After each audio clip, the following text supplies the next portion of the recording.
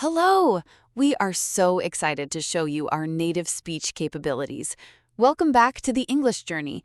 Today, we are tackling a feeling that stops many of us before we even start, the morning slump. My name is Anna, and I am here to guide you through building a routine that stops laziness in its tracks. And I'm Abel. I'm so glad to be here with you, Anna. We all have those mornings where we just want to stay in bed and do nothing. Today we want to talk about how to use English to reset your energy and start your day with purpose instead of hesitation. That is exactly right, Abel. And I want to begin by saying something that I think will surprise many of our listeners. The feeling we call laziness is not always what we think it is. Most people use that word to describe themselves in a very negative way. They say, I am lazy, I have no willpower, I cannot get out of bed. But what they are actually experiencing, in most cases, is not a character flaw. It is a physiological state. It is a condition of the body and the brain that can be changed with the right approach. That's really interesting, Anna, because I definitely call myself lazy all the time. Every morning my alarm goes off and I just lie there. I'm not asleep anymore, but I'm not awake in the way I need to be. It feels like my body weighs 1,000 kilograms and the bed is a magnet. Is that what you mean by a physiological state? Yes, that is a perfect description, Abel. What you are describing is a state called sleep inertia. It is the grogginess, the heaviness, the difficulty in transitioning from sleep to full wakefulness. Your brain is still producing chemicals that are associated with rest. Your core body temperature is still low. Your cortisol, which is the hormone that helps you feel alert and energized, has not yet reached its peak level for the day. So, when you lie there feeling heavy and unmotivated, you are not being lazy. Your body is literally finishing a biological process. The problem, however, is when we make choices in that state that extend that feeling far beyond what is necessary. So you're saying there's a difference between the initial heaviness, which is natural, and then something else that we do that makes it worse and keeps us stuck. Exactly. And this is the most important distinction we want to make today.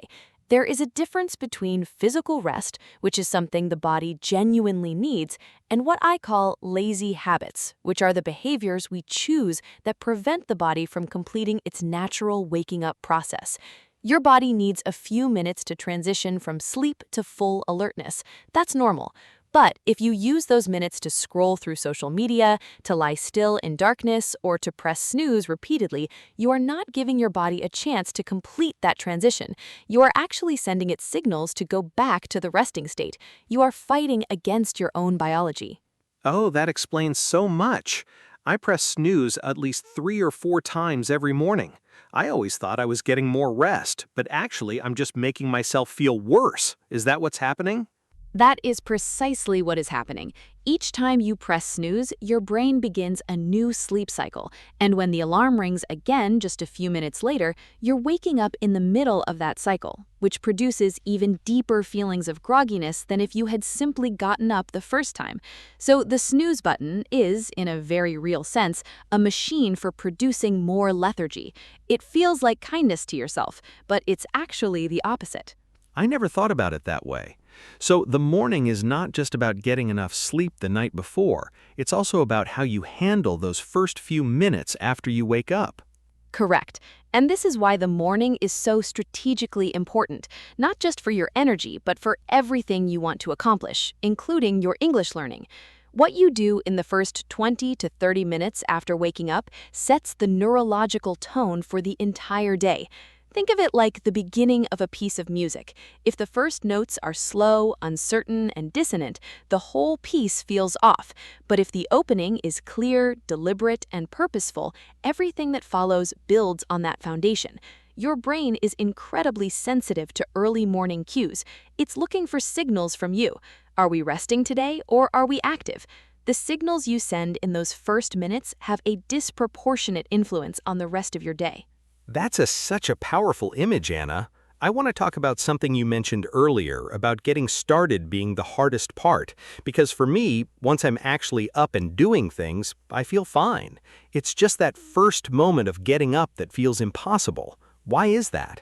What you are describing is one of the most well-documented principles in both physics and behavioral psychology, and it's called inertia. In physics, inertia is the tendency of an object to resist a change in its state. An object that is at rest wants to stay at rest. An object that is in motion wants to stay in motion. This principle applies to human behavior in a remarkably accurate way. When you are lying in bed, you are an object at rest. Your body, your mind, your habits are all in a resting state, and to change that state, you need to overcome a force of resistance. That force feels enormous in the moment. It feels like it requires everything you have. But the extraordinary thing about inertia is once you overcome it, once you begin moving, the resistance drops dramatically. The energy required to keep moving is far less than the energy required to start moving. So the actual act of getting up, of putting my feet on the floor, is the moment that requires the most energy. Not the whole morning routine, but just that one single first action. Yes, just that one action. And this is why the advice, just get out of bed, sounds simple, but is actually profoundly strategic. Once your feet are on the floor, the inertia is broken. Your body is now an object in motion, and objects in motion want to stay in motion. Everything that follows, brushing your teeth, making coffee, getting dressed, becomes progressively easier because you have already overcome the hardest part. The key insight here is that the barrier is at the beginning, not at the middle. Most people feel like they need to feel motivated before they start, but the science tells us the opposite. Motivation comes after you start, not before. Okay, so we start and then we feel the motivation. That's a real shift in how I think about it. Now, I know you want to talk about how English learning fits into all of this. Can you explain how a simple English routine in the morning helps reduce the energy needed to start? This is where the concept becomes truly exciting for our listeners because English learning and morning energy management are deeply connected. When you engage with English in the morning, even in a very small way, you are doing several things simultaneously. First, you are activating a different part of your brain, the language acquisition center, which requires conscious attention. And conscious attention is a signal to the brain that says, we are awake and we are engaged. It is a more powerful signal than simply moving your body. Second, you are creating what psychologists call a behavioral anchor. A behavioral anchor is a specific action that your brain associates with a particular mental state. If you consistently listen to an English podcast while you make your morning coffee, your brain begins to associate the smell of coffee, the act of pouring water, the sound of the kettle, with the feeling of English engagement. Over time, the ritual itself triggers the mental state you want. That is wonderful. So the English routine becomes part of the physical routine and they reinforce each other. But Anna, I want to ask about something that is the opposite of that for many people, and that is the phone. Because my phone is the first thing I reach for every morning, and I know you want to talk about why that is a problem. This is perhaps the most critical habit to address, Abel, because smartphone use in the first moments of the morning is one of the most powerful anchors for the feeling of lethargy, even though it feels like the opposite. When you pick up your phone and open social media, news apps, or messaging platforms, your brain receives an immediate flood of dopamine. Dopamine is the chemical associated with reward and pleasure. It feels good in the moment. It is stimulating. But this kind of stimulation is what I call passive stimulation.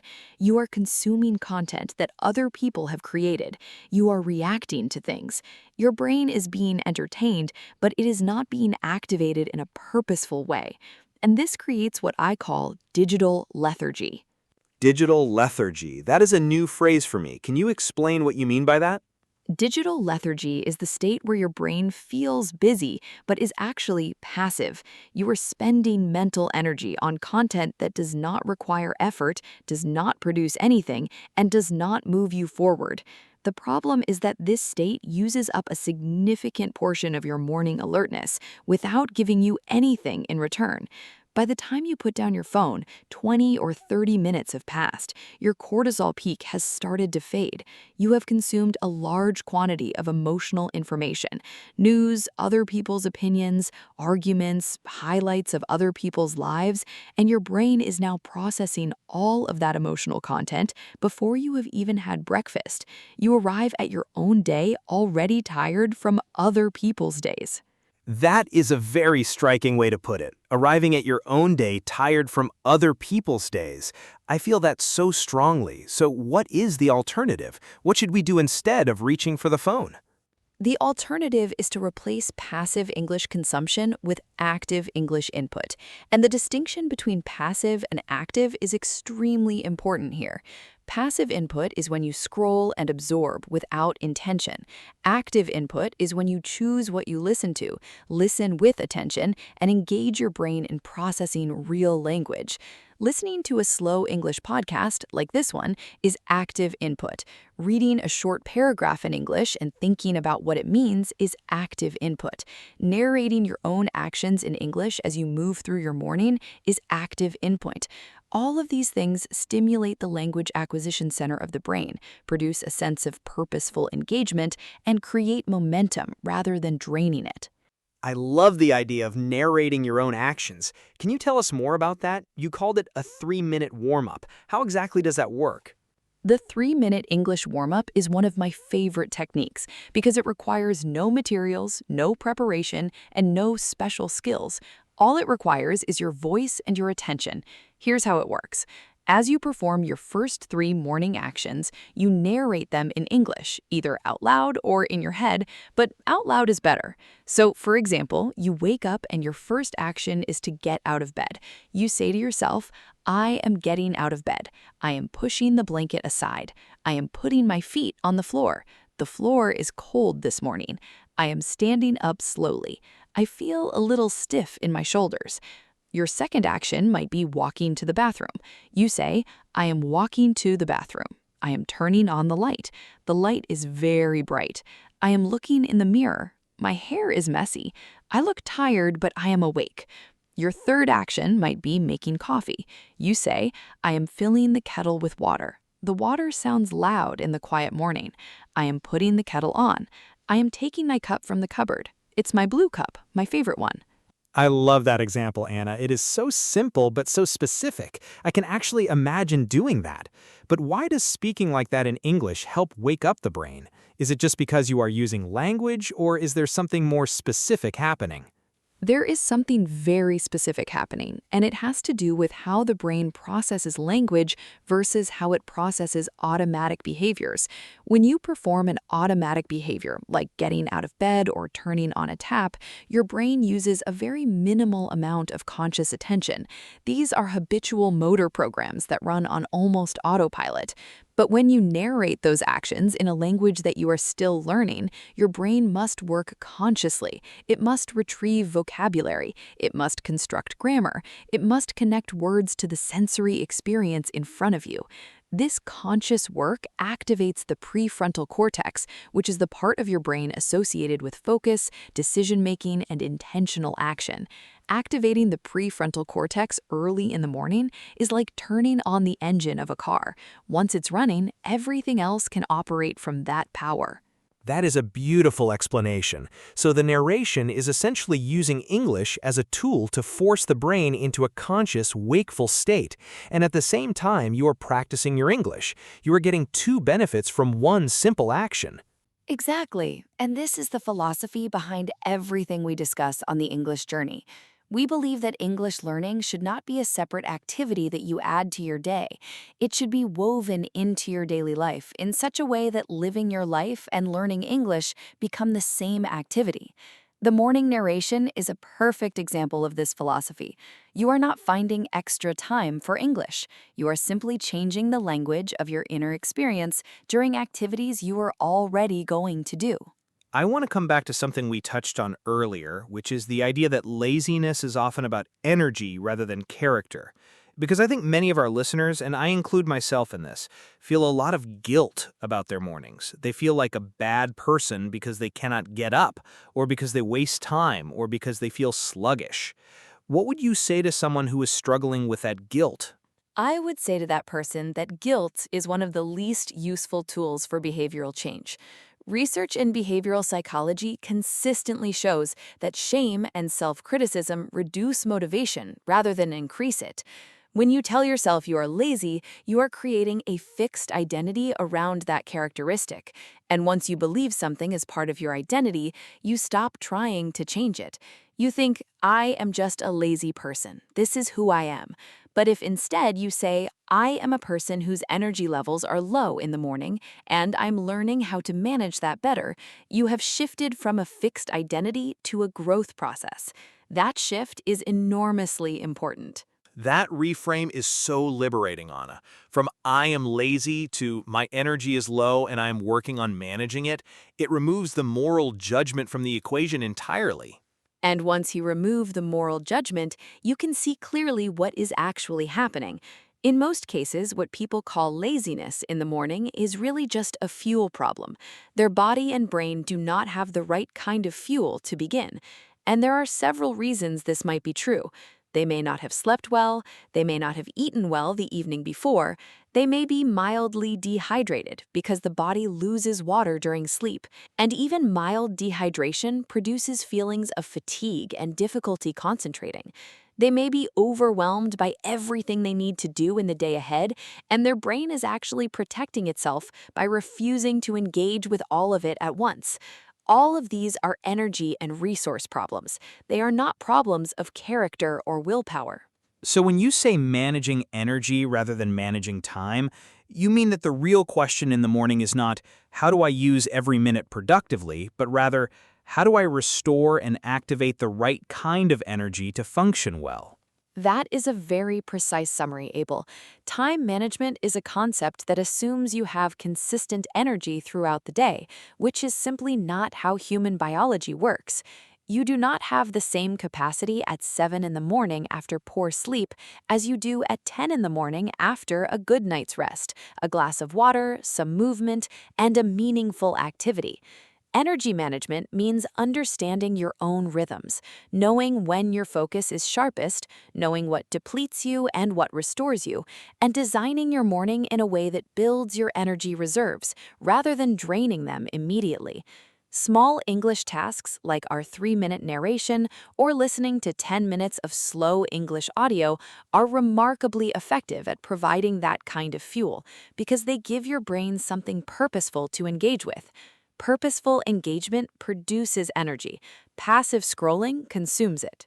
Can we talk about how these morning actions connect to a longer-term habit? Because I think one of the biggest struggles for people is not just having a good morning once, but doing it consistently. I've had hundreds of good mornings in my life, but they were always followed by weeks of bad ones. How do we make this stick? This is the question that sits at the heart of everything, Abel, and the answer lies in understanding the habit loop. The habit loop was described in detail by researchers studying behavioral patterns, and it has 3 components. The first is the cue, the second is the routine, and the third is the reward. The cue is the trigger that initiates a behavior. The routine is the behavior itself, and the reward is the positive feeling that follows, which tells the brain this behavior is worth repeating. Most people understand this framework in theory, but fail to apply it in practice because they focus too much on the routine and not enough on the cue and the reward. Let me give you a very specific example of how to build a morning English habit using this loop. Please do. I think a concrete example will really help our listeners understand how to apply it. Of course. So let's say you want to build a habit of listening to 10 minutes of slow English audio every morning. The routine is already defined, listening to the audio. Now we need a cue and a reward. For the cue, you need something that already happens every single morning without exception, something that is completely reliable. A perfect cue is the act of making coffee or tea. Almost everyone who drinks coffee or tea in the morning does so consistently. The act of pressing the button on the coffee machine or putting the kettle on is a cue that is already deeply embedded in your morning, so you attach the new behavior to the existing one. The moment the kettle is on, you put in your earphones and you press play on your English audio. Not after the coffee is ready, not when you sit down, the moment the kettle is on. This is called habit stacking, and it's incredibly effective because you're using the power of an existing habit to carry a new one. And then the reward? What is the reward that tells the brain this is worth repeating? The reward must be something genuine and immediate. It cannot be abstract, like I will be fluent in English one day. That reward is too distant for the brain to find motivating on a Tuesday morning when you are tired and the bed is warm. The reward must happen in the moment. One of the most powerful immediate rewards you can use is the simple act of acknowledging your own action. After your 10 minutes of English audio, you pause and you say to yourself, clearly and deliberately, I did that. I showed up for myself today. I am building something real. This might sound overly simple, but research in neuroscience shows that verbal self-acknowledgement activates the reward centers of the brain in a measurable way. Your brain responds to the language you use about yourself.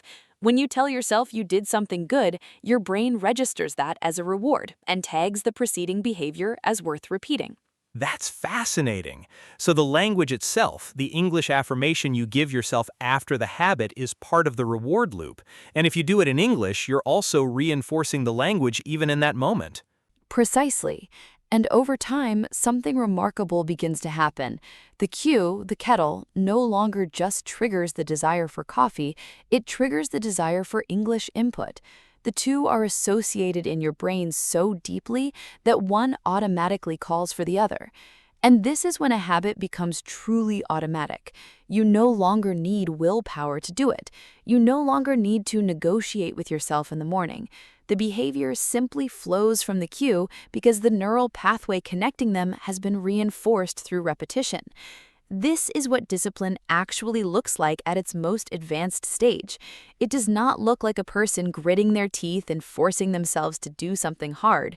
It looks like a person who simply does not question a behavior anymore because it has become part of their identity and their daily rhythm.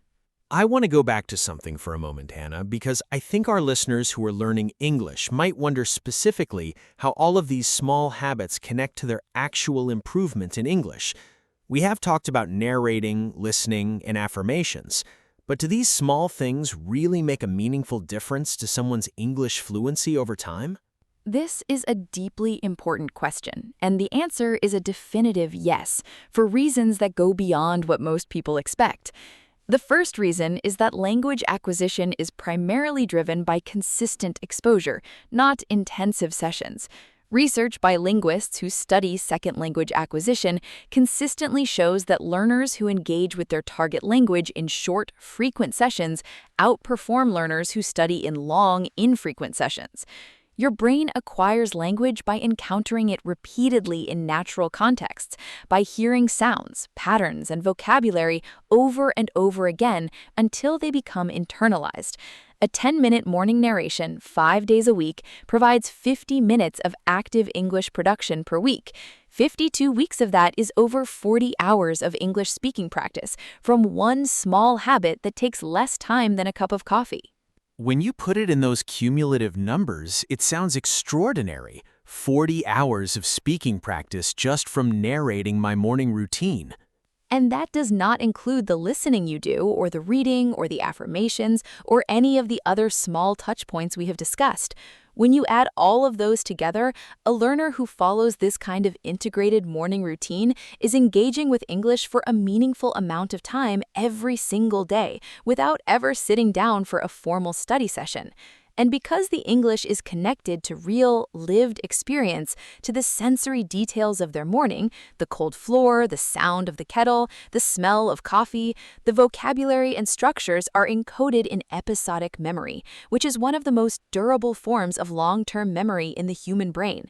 You remember language best when it is connected to an experience, a place, a smell, a feeling. So the morning environment itself becomes a kind of classroom, but a living one that you actually inhabit, not an abstract study room. A living classroom. I love that phrase, Abel. That is exactly what it is. And unlike a formal classroom, this one is always open, it is always personal, and it is always relevant to your actual life. Nobody else's examples, nobody else's sample sentences. Your sentences, your experiences, your English. That kind of personal relevance is irreplaceable in language learning. Anna, as we approach the end of our time together today, I want to ask you to bring everything we have discussed together.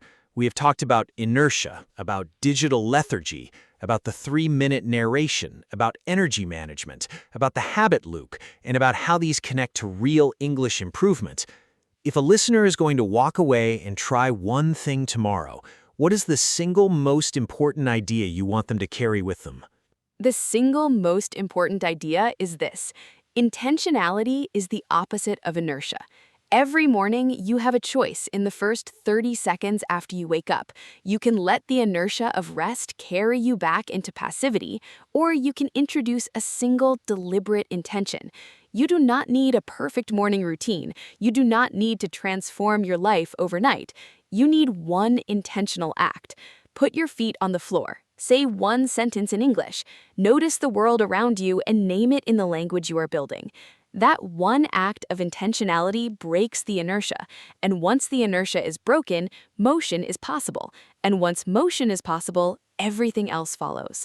English fluency is not something that happens in a classroom or during a test. It is something that grows in the quiet, deliberate moments of an ordinary morning, one narrated action at a time. And I would add this from the perspective of someone who has struggled with exactly what our listeners are struggling with.